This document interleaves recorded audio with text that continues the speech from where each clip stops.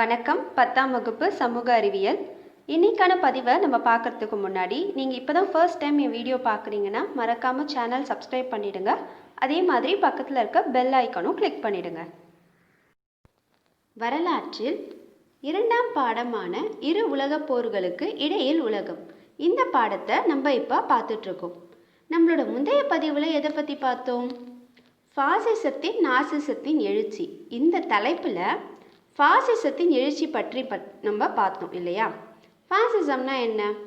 அதாவது ஃபாசிசம் அப்படிங்கிறது ஒரு தீவிர ஆதிக்க மனப்பான்மை கொண்ட அதி தீவிர தேசியவாதத்தின் ஒரு வடிவம் தான் என்னென்னா ஃபாசிசம்.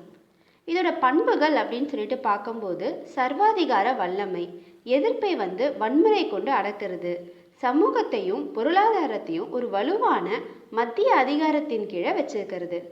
இது எல்லாமே 20ஆம் நூற்றாண்டின் தொடக்க பகுதியில் ஐரோப்பாவில் முக்கியத்துவம் பெற்றிருந்துச்சு. அதுக்கப்புறம் இத்தாலியில் இந்த போரோட தாக்கம் எப்படி இருந்துச்சு, அதுக்கப்புறம் முசோலினியோட எழுச்சி, முசோலினின் கீழ் ஃபாசிஸ்டுகள், முசோலினி போப்பாண்டவர் கூட என்ன ஒரு ஒப்பந்தம் செஞ்சிருந்தார், லாஸ்ட்டாக இந்த பொருளாதார பெருமந்தத்தின் போது இத்தாலியோட நிலைமை எப்படி இருந்துச்சு, இதை பற்றிலாம் நம்ம விரிவாக நம்மளோட முந்தைய பதிவில் பார்த்தோம்.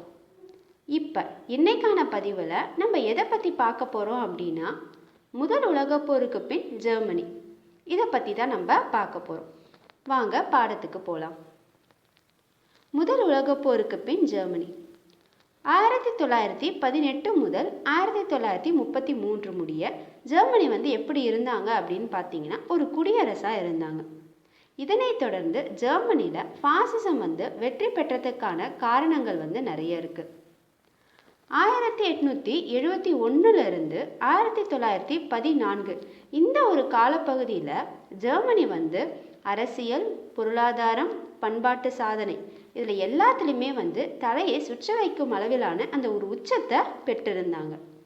ஜெர்மனியோட பல்கலைக்கழகங்களும் அதோட அறிவியல், தத்துவம், இசை இது எல்லாமே உலகம் முழுவதிலுமே நன்கு அறியப்பட்ட ஒரு விஷயமா இருந்துச்சு. தொழிற்சாலை உற்பத்தி சார்ந்த பல துறைகளில் ஜெர்மனி இங்கிலாந்து, அமெரிக்கா இந்த நாடுகளை காட்டிலுமே ரொம்பவே சிறந்ததாக விளங்கினாங்க.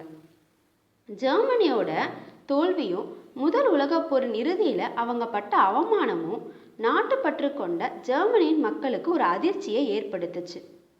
அதுக்கப்புறம் ஏற்பட்ட பொருளாதார பெருமந்தம் அவங்களோட ஏமாற்றத்தை அதிகமாக்கி அவர்களை குடியரசுக் கட்சியின் அரசுக்கு எதிராக திருப்புச்சு. இப்போ ஜெர்மானிய ஃபாசிசத்தின் தோற்றம் எப்படி இருந்துச்சு அப்படின்னு பார்த்தீங்கன்னா, ஜெர்மனியில் ஃபாசிசத்தின் தோற்றம் 1919 தொடங்குச்சு. 1919ஆம் ஆண்டில் 7 நபர்களை கொண்ட ஒரு குழுவானது மியூனிக் நகரில் சந்திச்சு தேசிய சோசியலிஸ்ட் ஜெர்மன் உழைப்பாளர் கட்சி, அதாவது national socialist German workers party, சரியா, இதை சுருக்கமாக எப்படி சொல்லுவாங்கன்னா நாசி பார்ட்டி அப்படின்னு சொல்லிட்டு சொன்னாங்க. இந்த ஒரு கட்சியை நிறுவினாங்க. ஹிட்லரும் அவங்களில் அதாவது 7 பேர் இருக்காங்க இல்லையா, அதில் ஒருத்தராக இருந்தார். முதல் உலகப் போரின் போது பெவேரியாவின் படையில் அவர் பணியாற்றினார். அவரோட ஆற்றல் மிக்க உரை தான் வீரர்களையே தட்டி எழுப்புச்சு. 1923 பெவேரியாவில் அதிகாரத்தை கைப்பற்ற அவர் ஒரு முயற்சியை மேற்கொண்டார். மியூனிக் நகரில் முன்கூட்டியே ஒரு திட்டமே இடாமல் அவர் மேற்கொண்ட தேசிய புரட்சி அவரை சிறையில் தள்ளுச்சு. சிறையில் இருந்தபோது அவரோட அரசியல் சிந்தனைகளை உள்ளடக்கிய ஒரு சுயசரிதை நூலான மெனி கேம்ப், அதாவது எனது போராட்டம், இந்த நூலை அவர் எழுதினார். 1932 நடைபெற்ற குடியரசுத் தலைவர் தேர்தலில் கம்யூனிஸ்டுகள் 6,00,000 வாக்குகளை பெற்றாங்க. முதலாளிகள், சொத்து உரிமையாளர்கள் நாசிசத்தை ஆதரிக்க தொடங்கினாங்க. இந்த வாய்ப்பை பயன்படுத்தி ஹிட்லர் தவறான வழியில் அதிகாரத்தை என்ன பண்ணார், கைப்பற்றினார். இப்போ சமூக ஜனநாயக கட்சியானது ஜெர்மன் பொது தொழிலாளர் கழகம் இந்த மாதிரியான ஒரு பேரில் 1863 மே 23 லிப்சிக் நகரில் நிறுவப்பட்டது. அதனை நிறுவ யார் அப்படின்னு பார்த்தீங்கன்னா ஃபர்டினண்ட் லாஸ்லஸி. 19ஆம் நூற்றாண்டின் இறுதி பகுதியை சேர்ந்த ஜெர்மனிய மேட்டுக்குடியினர் ஒரு சோசியலிச கட்சியின் இருப்பையே புதிதாக ஒன்றிணைக்கப்பட்ட ரெனிகண்ட் அதாவது குடியரசு பாதுகாக்கும் உறுதிப்பாட்டிற்கும் ஒரு அச்சுறுத்தலாக கருதினாங்க. அதனால பிஸ்மார்க் 1878 1890 வரை இந்த கட்சியை தடை செஞ்சிருந்தார்.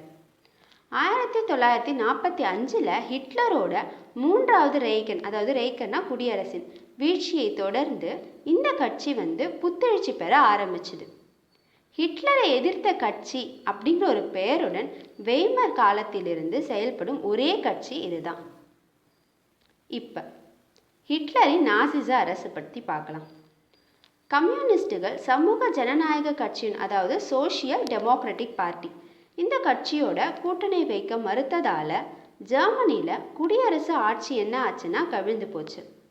அதோட விளைவாக தொழிலதிபர்களும் வங்கியாளர்களும் குடியாட்சி கட்சியினரும் ஹிட்லரை அவங்களோட கட்டுப்பாட்டில் நம்மளால் வச்சுக்க முடியும் இந்த மாதிரியான நம்பிக்கையில் என்ன பண்ணாங்கன்னா 1933 ஹிட்லரை சான்சலராக அதாவது சான்சலர்னா ஒரு முக்கிய அமைச்சர் இந்த ஒரு பதவியில் அமர்த்தும்படி குடியரசுத் தலைவர் வான் ஹிண்டன்பர்கை என்ன பண்ணுறாங்க வற்புறுத்துறாங்க.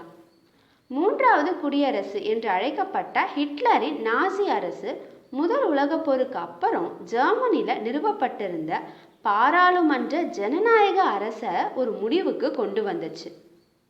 ஹிட்லர் வெய்மர் குடியரசின் கொடிக்கு பதிலாக ஸ்வஸ்திக் சின்னம் இங்கே கொடுத்துருக்காங்க பார்த்தீங்களா, இந்த ஸ்வஸ்திக் சின்னம் பொறிக்கப்பட்ட தேசிய சோசியலிஸ்ட் கட்சியின் கொடியை அறிமுகம் செய்கிறாரு.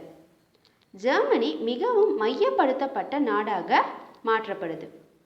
நாசிச கட்சியை தவிர பிற கட்சிகள் அனைத்துமே சட்டத்திற்கு புறம்பானவை அப்படின்னு சொல்லிட்டு அறிவிக்கிறாங்க. பழுப்பு நிற சட்டை அணிந்த போர் வீரர்கள், முழங்கால்களுக்கு மேல் வரும் காலணிகள் அணிந்த புயல் படையினர் ஆகியோரின் எண்ணிக்கை அதிகப்படுத்தப்படுது. ஹிட்லர் இளைஞர் அணியும் தொழிலாளர் அமைப்பும் ஹிட்லர் இளைஞர் பணியும் தொழிலாளர் அமைப்பும் நிறுவப்படுது. தொழிற்சங்கங்கள் ஒழிக்கப்படுது. அவற்றின் தலைவர்கள் என்ன பண்ணுறாங்க, கைது செய்யப்படுறாங்க. அனைத்து தொழிலாளர்களும் ஜெர்மன் தொழிலாளர் அமைப்பில் சேர்வதற்கு வற்புறுத்தவும் படுறாங்க. அதுக்கப்புறம் வேலை நிறுத்தங்கள் சட்டத்திற்கு புறம்பானவை இந்த மாதிரி ஒரு அறிவிப்பை விடுறாங்க. தொழிலாளர்களின் ஊதியத்தை அரசே நிர்ணயம் பண்ணுது. பத்திரிகைகள், அரங்குகள், திரைப்படங்கள், வானொலி, கல்வி ஆகிய அனைத்தும் அரசின் கட்டுப்பாட்டின் கீழே கொண்டு வரப்படுது. நாசி கட்சியின் பரப்புரைகளுக்கு ஜோசப் கோயபல்ஸ் தலைமை ஏற்கிறார். இவர் திட்டமிடப்பட்ட பரப்புரைகளின் மேல் பொதுமக்களின் கருத்துக்களை நாசிகளுக்கு ஆதரவாக மாற்றார். கெஸ்டப்போ அப்படின்னு சொல்லப்படுற இரகசிய காவல் படை மற்றும் ஹிட்லரின் தேர்ந்தெடுக்கப்பட்ட மெய்காப்பாளர்களை ஹெட்ரிக் ஹெம்லர் அப்படிங்கிறவர் நிர்வாகம் பண்ணுறாரு. இப்போ நாசி கட்சியின் யூத கொள்கை அப்படின்னு பார்க்கும்போது இது ரொம்ப முக்கியமான விஷயம். ஹிட்லருடைய அரசு ஒடுக்குமுறை நடவடிக்கைகளை பின்பற்றியதோட யூத இன மக்களுக்கு எதிராக அந்த ஒடுக்குமுறை கொள்கையை பின்பற்றுறாங்க.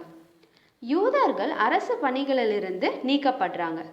பல்கலைக்கழகங்களிலிருந்தும் என்ன பண்ணுறாங்க, அவங்க வெளியேற்றப்படுறாங்க.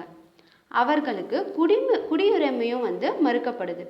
யூதர்களின் வணிகங்கள் நிறுத்தப்பட்டது. அவர்களின் நிறுவனங்களும் தாக்கப்படுது. இரண்டாவது உலகப் போர் வெடித்த பின்னர் மின்கம்பி வேலிகளால் சூழப்பெற்ற கண்காணிப்பு கோபுரங்களுடன் கூடிய சித்திரவதை முகாம்களை என்ன பண்ணுறாங்கன்னா இவங்க அமைச்சு அதில் யூதர்களை சிறை வைக்கிறாங்க. உயிர் வாழ்வதற்கு தேவையான அளவை காட்டிலும் குறைவாகவே அவங்களுக்கு உணவு வழங்கப்பட்டு அவங்க கட்டாய உழைப்புக்கும் உட்படுத்தப்படுறாங்க. அதுக்கப்புறம் அவங்கள பூண்டோடு அழிக்கணும் அப்படின்னு சொல்லிட்டு என்ன பண்ணுறாங்கன்னா இவங்களை இந்த முகாம்களுக்கு அழைத்து சென்று தொழிற்சாலை சார்ந்த முறை அதாவது விஷவாயு அறைகளில் இவங்க எல்லாரையும் போட்டு என்ன பண்ணுறாங்க, கொன்னுடுறாங்க. இந்த ஒரு படுகொலை நாசிகளால் இறுதி தீர்வு அதாவது ஃபைனல் சொல்யூஷன் அப்படின்னு சொல்லிட்டு அழைக்கப்படுது. இப்போ வெர்சலஸ் உடன்படிக்கையின் சரத்துக்களை ஹிட்லர் எதிர்த்தார். 1934 ஆகஸ்ட் திங்கள் ஹிண்டன்பர்க் வந்து இயற்கை எழுதியதுனால சான்சலராக இருந்த ஹிட்லர் வந்து குடியரசுத் தலைவராகவும் இராணுவத்தின் தலைமை தளபதியாகவும் வந்து பொறுப்பேற்கிறாரு. ஹிட்லருடைய அயலுறவு கொள்கையானது ஜெர்மனியோட படைபலத்தை முன்பிருந்தது போலவே வந்து பெருக்குவது, ஜெர்மனி வலுவிழந்து போவதற்கு காரணமாக இருந்த வெர்சலஸ் உடன்படிக்கையின் சரத்துக்களை வந்து ஏற்காம மீறுவது, இதெல்லாம் வந்து அவங்களுடைய நோக்கமாக வந்து இருந்துச்சு. இதுதான் வந்து முதல் உலகப் போருக்கு பின் ஜெர்மனி, அதாவது ஹிட்லரோட எழுச்சி. என்னெல்லாம் பார்த்தோம் இன்னைக்கு? ஜெர்மனியில் ஃபாசிசத்தோட தோற்றம் வந்து எப்படி இருந்துச்சு, அதாவது தேசிய சோஷியலிஸ்ட் ஜெர்மன் உழைப்பாளர் கட்சி, சுருக்கமாக என்னன்னு சொல்லுவாங்க, நாசி கட்சி அப்படின்னு சொல்லுவாங்க இல்லையா, அதை வந்து தொடங்குறது. அதில் 7 பேர் கொண்ட குழுவில் யார் ஒருத்தராக இருக்காங்க? ஹிட்லர் வந்து ஒருத்தராக இருக்கார். அதுக்கப்புறம் அவர் வந்து சிறையில் போடுறாங்க. சிறையில் அவரோட நூல் வந்து என்னது, மெயின் கேம்ப், எனது போராட்டம் அப்படிங்கிற ஒரு நூலை அவர் எழுதுகிறாரு. அதுக்கப்புறம் ஹிட்லரோட நாசிச அரசு எப்படி இருந்துச்சு, அதில் என்ன ஆச்சுன்னா பாராளுமன்ற ஜனநாயக அரசை வந்து ஒரு முடிவுக்கு கொண்டு வந்து ஹிட்லரோட நாசிச அரசு வெற்றி பெறுது இல்லையா. அதுக்கப்புறம் ஹிட்லர் வந்து வெய்மர் குடியரசின் கொடிக்கு பதிலாக ஸ்வஸ்திக் சின்னம் பொறிக்கப்பட்ட தேசிய சோஷியலிஸ்ட் கட்சியோட கொடியை வந்து அறிமுகம் செய்கிறாரு. இதை பற்றி நம்ம பார்த்தோம். அதுக்கப்புறம் எதை பார்த்தோம்னா நாசி கட்சியோட யூத கொள்கையை பற்றி பார்த்தோம். இதில் தான் வந்து அவங்க என்ன பண்ணுறாங்க, யூதர்களை பூண்டோடு அழிக்கணும்னு சொல்லிட்டு முகாம்களுக்கு அழைத்து சென்று அவங்கள அந்த விஷவாயு அறையில் போட்டு கொலை செய்கிறாங்க. இந்த ஒரு படுகொலை தான் வந்து நாசிகளால் இறுதி தீர்வு, அதாவது ஃபைனல் சொல்யூஷன் அப்படின்னு சொல்லிட்டு அழைக்கப்படுது. இதை பற்றி தான் நம்ம இன்னைக்கு பார்த்தோம் இல்லையா. நம்மளோட அடுத்த பதிவில் இதோட தொடர்ச்சியான பகுதியை பற்றி நம்ம பார்க்கலாம். மறக்காமல் சேனலை சப்ஸ்கிரைப் பண்ணிடுங்க. நன்றி.